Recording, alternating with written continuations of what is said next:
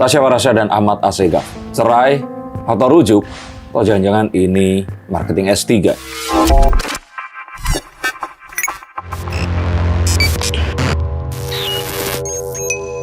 Halo, saya Sikers, kembali berjumpa bersama saya Denny Darko. Tidak ada yang namanya misteri, yang ada adalah tanda-tanda yang kita semua coba untuk mengerti. Ini mengagetkan, tidak ada angin, tidak ada hujan, tiba-tiba seorang selebgram, Tasya Farahsya, ini terlihat mengajukan gugatan cerai terhadap suaminya, Ahmad Assegaf. Jamaah dan juga Syarifah, ini jarang sekali ada perceraian yang terus kemudian mengagetkan dunia maya dan dunia keselebritian di Indonesia. Tapi apakah betul rumor yang beredar? Dan akan seperti apa mereka nantinya? Mari akan kita lihat menggunakan kartu-kartu saya. Oke, perceraian Tasya Farahsya dengan Ahmad Assegaf. Setelah mereka bercerai, banyak sekali berita-berita bermunculan termasuk. Emang udah bercerai? Udah masuk gugatan. Ya kan belum diputuskan. Iya, belum diputuskan. Belum tentu akan bercerai. Iya. Ya, maksudnya semenjak ada gugatan, tapi langsung ke blow up nih masalah aib-aib rumah tangga, mulai dari Tasya Farahsya bilang suaminya itu dendaman karena Bukannya sering mengungkit-ungkit. seperti itu kalau selebgram atau selebriti tiba-tiba terjadi begini, semua orang langsung menggali terus sampai akhirnya disebarkan semua. Betul, cuman maksudnya pada akhirnya yang statement yang lama-lama ini keluar semua dan memang dari suaminya dan Tasya ini memang ibaratnya saling menyerang satu sama lain, ternyata Tapi sempat kayaknya membongkar. saya lihat ini akan cepat kok prosesnya, nggak akan terlalu lama.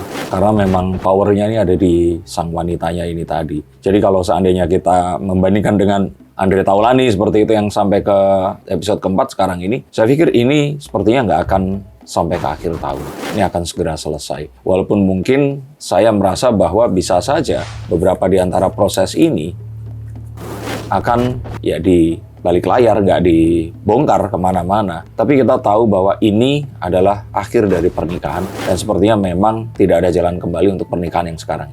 Tapi kalau masalah perceraian kan banyak banget isu yang menerpa juga, mulai dari memang rumah tangga yang tidak harmonis hingga adanya dugaan orang ketiga dari pihak ahli. Saya harapannya di sini kita menanti saja rilis resmi. Karena seperti ada orang yang melihat bahwa suaminya ini diduga bersama dengan wanita lain saat terlihat dia masuk ke hotel tapi wanitanya ada di mobil. Itu kan sesuatu yang nggak bisa dikonfirmasi dan juga nggak bisa dibuktikan. Dan ini berita liar yang sebaiknya jangan sampai menjadi penggirangan opini. Sudah mereka berdua ini dalam kondisi yang nggak baik-baik saja harus terterpa hal-hal yang kurang mengenakan. Kalau ternyata mereka mau saling serang, ya biarkan saja. Mereka yang mengeluarkan itu jangan sampai nanti netizen di sini ikut-ikutan untuk aku kemarin lihat yang kita tahu itu nggak bisa diverifikasi.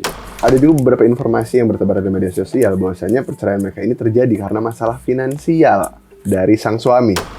Finansial, ada yang mengatakan bahwa karena yang kuat finansialnya istri, suami ini datang dan diduga hanya ikut membantu mengurus sang wanita punya gawe ini tadi ya. Tapi kalau menurut saya hal seperti itu nggak terus kemudian orang-orang seenaknya akan menuduh mokondo atau apa seperti itu. Yang mana kalau ternyata memang ini dilakukan dengan profesional, kita tahu Mbak Inul kalau nggak ada Mas Adam, ya karirnya nggak akan seperti sekarang. Mbak Soimah juga seperti itu. Banyak artis-artis wanita yang didukung oleh suaminya dan menjadi seorang superstar. Dan ini sesuatu yang nggak bisa kita langsung labeli. Ini dengan satu kalimat yang nggak mengenakan, yang saya yakin kalian jika pria atau punya seorang laki-laki yang kalian sayangi, kalian juga nggak akan mau mereka dilabeli seperti itu. Sehingga saya pikir bukan gara-gara itu, tapi lebih kepada sesuatu yang sifatnya sepertinya ini memang sudah ditahan oleh sang wanita dan akhirnya ini meledak seperti itu. Nah, prianya sebenarnya mungkin saja berusaha untuk menyesuaikan, tapi ternyata endingnya hal-hal yang selama ini nggak dibicarakan itu meledak menjadi sesuatu yang akhirnya membuat mereka berpisah. Bukannya begitu.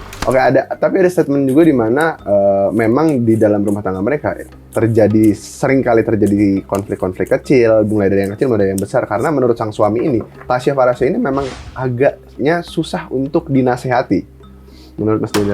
Konflik kecil, rumah tangga saya juga sering. Konflik besar juga pernah. Agak sulit dinasehati. Mungkin kalau saya berpendapat istri saya begitu, istri saya pun berpendapat saya juga begitu. Jadi ini sesuatu yang semua terjadi di semua rumah tangga. Nggak ada sesuatu yang akan, kalau kita bilang itu, kita katakan rumah tangga yang akan adem, ayem, nggak ada apa-apa sama sekali. Tapi tentu saja, ada satu hal yang pasti akan berbeda dengan yang lain. Dan ini semua sebenarnya sepertinya, ini adalah permasalahan komunikasi yang timbul, dan terus kemudian terjadi sesuatu yang disalahpahami, dianggap menjadi satu hal yang dianggap menodai pernikahan. Oke, tapi di antara mereka berdua kenapa Mas Denny Darko yakin sekali maksudnya tidak akan terjadinya rujuk? Apakah memang sudah tidak ada perasaan di antara mereka berdua? Saya kira karena ini para selebgram ini, kalau mereka itu sampai mengumumkan ke sosial media, mereka itu artinya sudah akan ke jalan itu dan apapun yang terjadi harus menuju ke sana. Karena kalau nggak pasti akan malu sama netizen. Jadi ini akan sulit. Kecuali kalau kondisinya kayak kemarin, Pratama Arhan. Arhan kan nggak pernah mengatakan apa-apa, hanya mengajukan saja, tapi terus nggak terlihat menyerang kan. Nah ini masih mungkin untuk disatukan dengan pihak ketiga. Tapi kalau ini, kalau tadi memang betul ada upaya untuk saling serang, membuka aib satu sama lain, dan juga mulai berkubu atau ada sebuah serangan yang tidak seimbang, maka saya kira memang akan sulit. Untuk pernikahan ini, kalaupun ternyata rujuk, ya itu mungkin akan di waktu yang mendatang dan nggak segampang. Dari netizen sendiri kan menilai memang ada dua kubu, maksudnya di mana seperti yang tadi udah dibahas. Oh ini memang suaminya yang secara finansial kurang atau mungkin biasa disebut hondo, ya kan? Ada juga yang membahas tentang Tasya memang apa ya bahasanya itu red flag dan lain-lain lah. Karena maksudnya memang Nah itu kan sesuatu yang langsung menaruh di kutub kan. Mukondo tuh masa ada laki-laki mau dikatain seperti itu. Dan ini kan satu hal yang terus kemudian dituduhkan, tapi sulit untuk kita berikan sebuah parameter di sana. Kalau ternyata memang yang wanita ini mau menerima dan akhirnya mereka berdua ini memanage sesuatu untuk saling dibagi. Ada loh keluarga yang akhirnya sampai mereka puluhan tahun menikah, yang suami ini mengurus anak di rumah, istrinya yang terus kemudian bekerja. Jadi saya kira nggak bisa terus dikatakan juga, oh yang wanita ini red flag dan sebagainya. Maka kita sebenarnya harus melihat bahwa ini hal-hal yang memang harus, ya nggak perlu ditunjukkan, yang memang jika ini harus segera diselesaikan, ya diselesaikan lewat pengadilan agama ini tadi. Dan memang harapan dari kita semua itu nggak ada hal yang terus kemudian di blow up dan disebarkan, yang saya kira malah ini nggak akan memberikan sebuah pendidikan kepada masyarakat, dan biarlah permasalahan pribadi ini akan selesai dengan apa yang memang harus diselesaikan. Jadi pelabelan itu adalah satu hal yang ingin saya katakan tidak untuk dilakukan, dan sebaiknya ya kita menggunakan media sosial dengan lebih bijak. Terakhir Mas Denny Darko, ini juga ada desas-desus di mana selain memang finansialnya kurang suaminya ini, ternyata ada isu di mana suaminya ini menggelapkan, bahasanya itu diduga menggelapkan uang kurang lebih 23 miliar dengan maksudnya bahasanya membangun rumah ya, jadi menggelapkan dana diduganya. Kalau gitu, lihat mainan-mainan ini saya curiga nanti istri saya menuntut saya menggelapkan uang.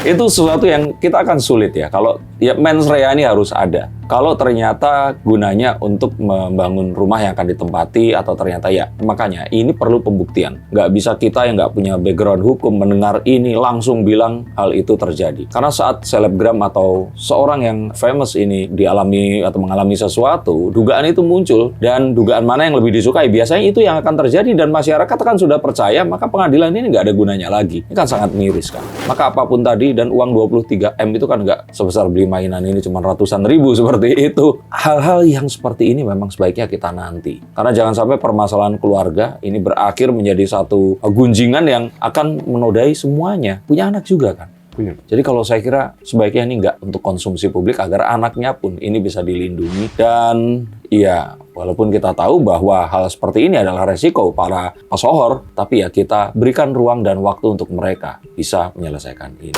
Jika kalian mengalami permasalahan dalam kehidupan kalian, pernikahan, karir, atau hal-hal yang mungkin di luar nalar, silakan hubungi nomor di bawah sini untuk saya bukakan kartu. Tentu saja ini berbayar, tapi seperti ribuan klien yang lainnya yang merasa puas, ini semua akan sangat terjangkau dan semoga akan membantu kalian menentukan masa depan kalian. Terima kasih, sampai jumpa dan salam.